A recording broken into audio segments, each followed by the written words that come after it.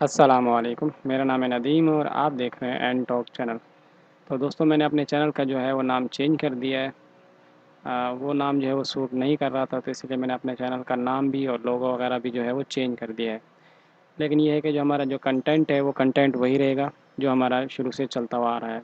तो आज की वीडियो में हम देखेंगे मिरर मर्ज के जो वेलकम है उसमें मिरर मर्ज को यूज़ करके हम क्या क्या बना सकते हैं। तो चलिए फिर वीडियो स्टार्ट करते हैं। तो मैंने ये वेलकम जो है वो ओपन कर लिया है। आपको यहाँ पे जो है ये सामने मिरर मर्ज की जो है वो बार दिख रही होगी। आज की वीडियो में हम जो है इन टूल वगैरह को जो है डिस्कस करेंगे।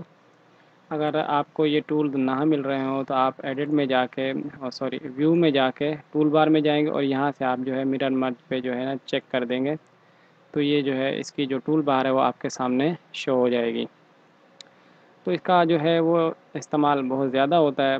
अगर आप इस्तेमाल करना चाहें तो कर सकते हैं। बहुत सारी जगहों पे जो है वो इनको इस्तेमाल करके डिज़ाइन जो है वो थोड़ा टाइम की बचत हो जाती है और बहुत जल्दी डिज़ाइन जो है वो बन जाता है। तो मैं एक सिंपल सी आपको जो है वो दिखा देता हूँ कि कैसे बनाते हैं। ये जैसे मैंने एक सर्कल बनाया है, तो अब जैसे सर्कल बनाने के बाद इसको जैसे सेलेक्ट करूँगा तो यहाँ पे जो है ऑप्शन वगैरह जो है वो एक्टिव हो जाएंगे। तो मैं सबसे पहले इनका थोड़ा इंट्रोडक्शन आपको दे देता हूँ। सबसे पहला ऑप्शन जो है वो एरे का है, दूसरा रिफ्लेक्ट का है और उसके बाद जो है इनके ऑप्शन वगैरह हैं। रोज़ के अंदर जो है वो कितनी होनी चाहिए, रो स्पेसिंग कितनी होनी चाहिए और कॉलम जो है वो और कॉलम स्पेसिंग कितनी होनी चाहिए। क्योंकि जो मिरर मर्ज है वो रो और कॉलम के अंदर जो है वो काम करता है। कौन से, एरे और रिफ्लेक्ट। इसके अलावा जो हमारे पास है रीथ है और क्लैडोस्कोप है। ये कैसे काम करते हैं, ये पॉइंट के हिसाब से काम करते हैं। रीथ के पॉइंट कितने होने चाहिए, डिस्टेंस कितना होना चाहिए और उसका जो है एंगल वगैरह वो कितना होना चाहिए। तो आज के वीडियो में हम ये तमाम चीज़ें देखेंगे और तो इनको यूज़ करके डिफरेंट डिज़ाइन वगैरह जो है हम बनाएंगे। तो सबसे पहले हम जो देख लेते हैं वो रीथ को देख लेते हैं। रीथ क्या काम करता है, रीथ को जैसे हम कोई एक ऑब्जेक्ट बनाते हैं और रीथ को सिलेक्ट करते हैं तो यहाँ पे आपको कुछ इस तरह से जो है वो सामने शो होगा। अब ये 4 क्यों शो हो रहे हैं, इसके अंदर जो है 4 इसलिए शो हो रहे हैं कि हमने जो यहाँ पे जो है ना वो रो 2 दी हुई हैं और जो है कॉलम भी 2 दिए हुए हैं। तो इसीलिए जैसे हम इनको सेलेक्ट करते हैं तो नीचे आप देखें आपको 2 रो दिख रही होंगी और 2 कॉलम शो हो रहे होंगे। तो ये जो ऑब्जेक्ट हमारा बना हुआ है ये भी उसी के अंदर काउंट होता है।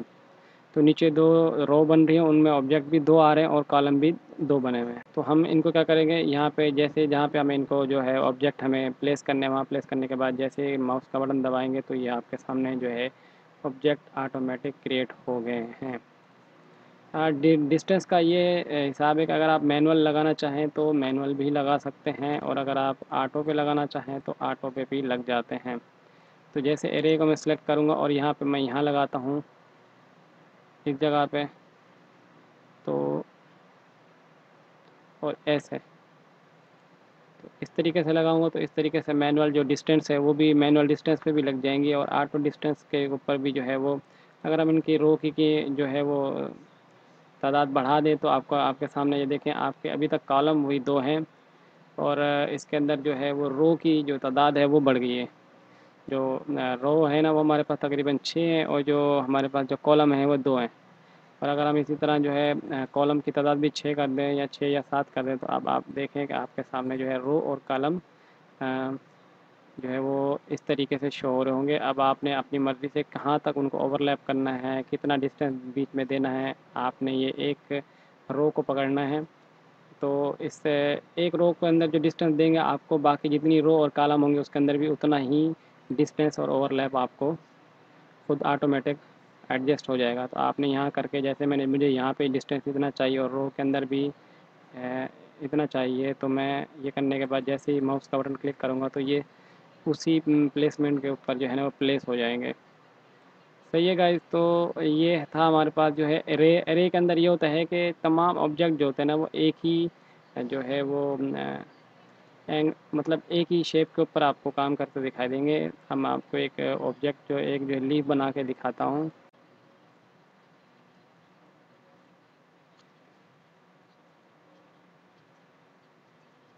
तो हमने एक ये लीफ बनाया है। लीफ बनाने के बाद हम अगर हम इसको जो है वो अरे को सिलेक्ट करते हैं और इस तरीके से हम यहाँ पे जो है वो क्रिएट करना चाहते हैं। मैं थोड़ी जो है इनकी काउंट जो है वो कम कर देता हूँ, 4 कर देता हूँ दोनों तरफ, ताकि आपको चीज़ समझ में आ सके। तो ये देखें, तो जितने भी अब आप लीफ लगाएंगे वो तमाम के तमाम एक ही डायरेक्शन के अंदर होंगे, उनकी डायरेक्शन चेंज नहीं होगी इस तरीके से। तो इसके अंदर अरे के अंदर ये होता है कि जितने भी ऑब्जेक्ट आप इस्तेमाल करेंगे तो उनकी डायरेक्शन जो होगी वो तमाम की तमाम एक जैसी होगी। सही है गाइस। तो इसके बाद हमारे पास जो है वो दूसरा ऑप्शन आता है रिफ्लेक्ट का। रिफ्लेक्ट के अंदर ये होता है कि जो ऑब्जेक्ट आप इस्तेमाल कर रहे हैं उसके बाद जो ऑब्जेक्ट बनेंगे वो एक दूसरे के जो होंगे रिफ्लेक्ट हो रहे होंगे। अगर एक ऑब्जेक्ट का जो है आपका जो ऑब्जेक्ट है उसकी जो डायरेक्शन है वो लेफ़्ट की तरफ है, तो दूसरा जो ऑब्जेक्ट उसके साथ बनेगा वो आपका जो है वो राइट की तरफ होगा। अब आप यहाँ देखें, तो पहला ऑब्जेक्ट हमारा जो है वो लेफ़्ट साइड की तरफ है, तो दूसरा ऑब्जेक्ट हमारा राइट की है। लेकिन जब उसके बाद तीसरा ऑब्जेक्ट आ रहा है वो लेफ़्ट का है, तो मतलब इसका ये है कि हर ऑब्जेक्ट एक दूसरे के अपोजिट होगा। ऐसा नहीं है कि पहला ऑब्जेक्ट अगर लेफ़्ट की तरफ है तो दूसरे बाकी तमाम ऑब्जेक्ट राइट की तरफ होंगे, तमाम नहीं होंगे। पहला और दूसरा ऑब्जेक्ट एक दूसरे के अपोजिट होंगे, उससे अगला वाला जो है ना वो पहले वाले का अपोजिट होगा। इसी तरह तमाम जितनी भी रो और कॉलम बढ़ाते जाएंगे वो एक दूसरे के अपोजिट आती जाएंगी। अब यहाँ पे देखें आप, मैंने कॉलम बढ़ा दिए, तो जितने भी कॉलम आ रहे हैं यहाँ पे वो एक दूसरे के अपोजिट हैं।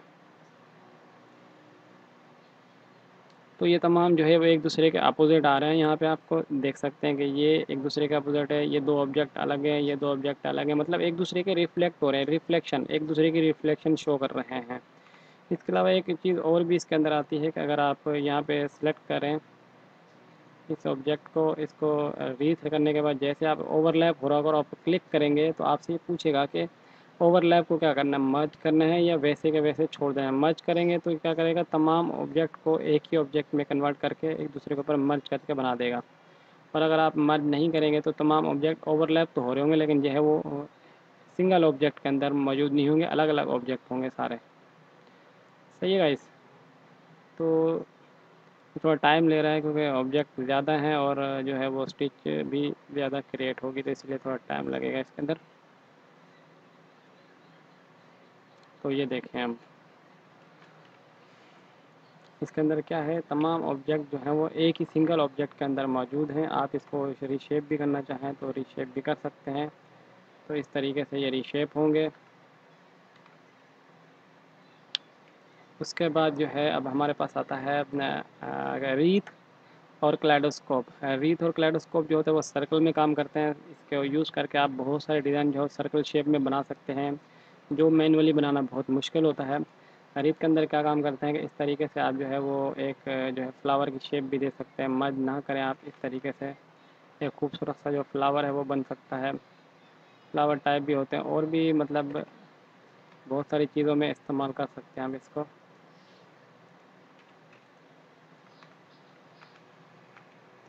सही है और इसके अलावा जो क्लाइडोस्कोप होता है वो उसके अपोजिट होता है। अगर इसकी लेफ़्ट की तरफ डायरेक्शन है तो उसके बाकी जो होंगे वो राइट की तरफ ऑब्जेक्ट जो होंगे वो काम कर रहे होंगे, मतलब एक दूसरे के अपोजिट होंगे। सेम उसी तरह जैसे रिफ्लेक्ट के अंदर होता है, वो जो है वो कॉलम और रो के अंदर काम कर रहे थे और जो ये हैं ये हमारे सर्कल के अंदर काम कर रहे हैं, और इसके साथ साथ जो है वो वही एक दूसरे के अपोजिट काम कर रहे हैं। अगर आप यहाँ पे देखें तो ये पहला ऑब्जेक्ट लेफ़्ट की तरफ है, दूसरा राइट, पहला लेफ़्ट दूसरा राइट, पहला लेफ़्ट दूसरा राइट। इस तरीके से अगर आप फूल बनाना चाहें तो ये भी बना सकते हैं।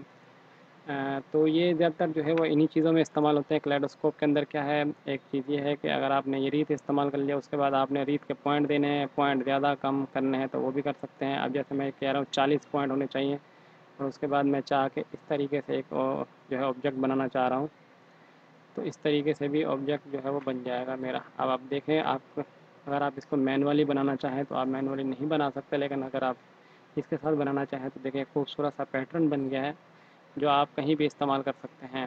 थोड़ी बहुत जो है उसकी जो है वो एडिटिंग करनी पड़ेगी, एडिटिंग करने के बाद आप इसको कहीं भी इस्तेमाल कर सकते हैं।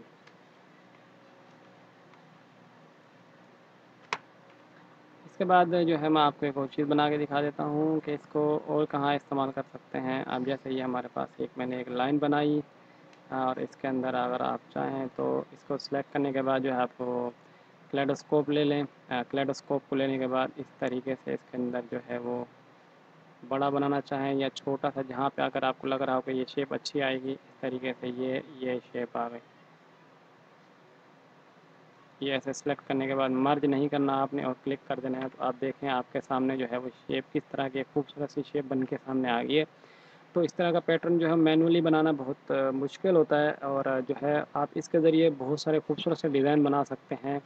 आप जो है इसके अंदर क्या कर सकते हैं, जो है हमारा मोटिफ है उसको भी इस्तेमाल कर सकते हैं। मोटिफ जो हमारे पास बने बनाए मोटिफ आ रहे हैं, इनको इस्तेमाल करके भी आप बहुत सारे डिज़ाइन बना सकते हैं। इसी तरह अगर जैसे मैं ये वाला डिज़ाइन लेता हूँ और इसको, आप ये वाला डिज़ाइन लेने के बाद अब आपने क्या करना है, सिंगल मोटिफ को यूज़ करना है। स्पेशल में जाके मोटिफ और यूज़ के ऊपर क्लिक करना है, और यहाँ पे क्लिक कर देना है। तो ये हमारा सिंगल मोटिफ आ गया। अब इसको हमने सेलेक्ट करके कलेडोस्कोप में लेके जाना है, और इसको जो हमने वो सर्कल के अंदर जो है उसको इस्तेमाल करना है। यहाँ पे आपको लग रहा हो कि ये बन जाएगा खूबसूरत सा एक सर्कल टाइप, तो आप वहाँ पे जाके इसको, तो अब आप देखें बिल्कुल सेम एग्जैक्ट सर्कल के अंदर आपको जो ऑब्जेक्ट है वो तमाम का तमाम इसके अंदर इस्तेमाल हुआ है। आप इस तरीके से अगर आप मैनुअली बनाना चाहें या सर्कल के ऊपर रख के भी बनाना चाहें तो आप नहीं बना सकते, लेकिन इसके ज़रिए आप जो है वो बहुत सारे डिज़ाइन बना सकते हैं। इसी तरह जो है वो रीत भी हमारे पास ऐसे ही है। आप कोई सा भी ऑब्जेक्ट ले लें, और स्पेशल में मैनुअली जो है, सॉरी, जो मोटिफ है उसको अगर आप यूज़ सिंगल मोटिफ करना चाहें तो इस तरीके से यूज़ करके जो है वो आप रीत के अंदर जाएं और इस तरह के डिज़ाइन जो है आप रीत के थ्रू भी बना सकते हैं। तो आपके सामने ये देखें इस तरीके का एक जो है डिज़ाइन हमारे पास शो हो चुका है। तो ये हमने क्या किया है, रीत और जो है वो उसको मिरर मर्ज के जितने भी टूल्स वगैरह हैं इनको इस्तेमाल करके हमने इस तरीके से जो है वो बहुत सारे डिज़ाइन बना लिए हैं हमने। तो मैं उम्मीद करता हूँ कि आपको जो है ये मिरर मर्ज और जो है अरे रिफ्लेक्ट और जो रीथ और क्लेडोस्कोप, ये चार ऑप्शन जो इसके अंदर मिरर मर्ज के अंदर इस्तेमाल हो रहे हैं आपको सही से समझ में आ गए होंगे। इसके अलावा जो है इनके जो एक मैंने एक चीज़ और बताना भूल गया मैं आपको,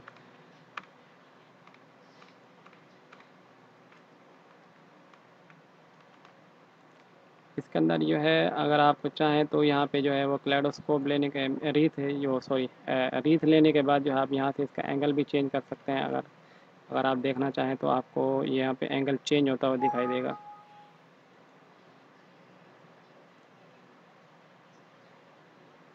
तो यहाँ से आप जो है उसका एंगल चेंज करके कहीं भी इसको लगाना चाहें तो आप जो है वो लगा सकते हैं। इस तरीके से लगाना चाहें आप, ये देखें आपके सामने एक जो है वो रोप टाइप जो है वो डिज़ाइन बनता जा रहा है इस तरीके से। तो आप जो है आपकी अपनी क्रिएटिविटी के ऊपर है कि आपने किस तरीके से जो है वो इन जो टूल्स वगैरह को यूज़ करके इस तरह के डिज़ाइन बना सकते हैं। तो मैं उम्मीद करता हूँ कि आपको जो है वो ये समझ में आ गए होंगे कि इनको यूज़ कैसे करते हैं, और इसके अलावा जो है इनसे आप कौन कौन से डिज़ाइन जो है आप बना सकते हैं। ये आपके अपने डिज़ाइन की रिक्वायरमेंट के ऊपर है कि आपने इसको कहाँ इस्तेमाल करना है। तो आज की वीडियो में जो था भाई बस मिरर मर्ज के बारे में था कि इसको यूज़ कैसे करते हैं। मैं उम्मीद करता हूँ कि आपको जो ये वीडियो है अच्छी लगी होगी। अगर अच्छी लगी हो तो मेरे चैनल को भी सब्सक्राइब कर दीजिए, और अगर आपको इसके बारे में कोई भी सवाल पूछना है तो आप मुझे नीचे कमेंट्स करके सवाल जो है वो पूछ सकते हैं। तो उम्मीद करता हूँ कि आपको जो है पहले की तरह ये वीडियो भी अच्छी लगेगी। और अगर आपने मेरे चैनल को सब्सक्राइब नहीं किया तो मेरे चैनल को भी ज़रूर सब्सक्राइब कर दीजिए। तो मिलते हैं नेक्स्ट वीडियो में, तब तक के लिए अपना ख्याल रखिएगा, दुआ में याद रखिएगा। अल्लाह हाफिज़।